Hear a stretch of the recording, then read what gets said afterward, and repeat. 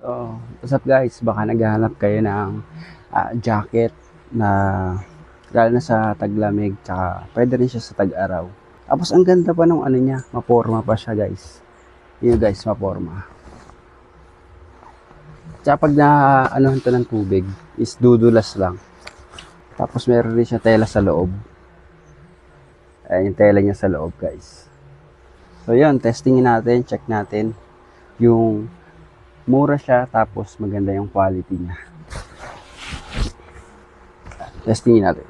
So nga pala ang size nito is small. Dapat medium. Actually guys, hindi akin to eh. Kay Yam to eh. So medyo maliit sa akin.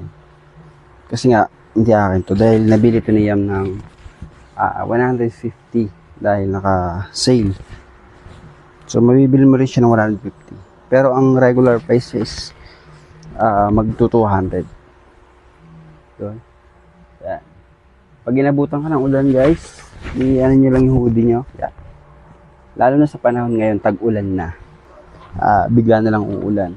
Like, papasok tayo ng trabaho, pauwi tayo, or kung estudyante tayo, mas magandang handa tayo kapag biglang umulan. So kung wala tayong dalang payong, maganda siya. Yun mo lang. Yan. So sana nagustuhan nyo guys, and mura lang siya and quality.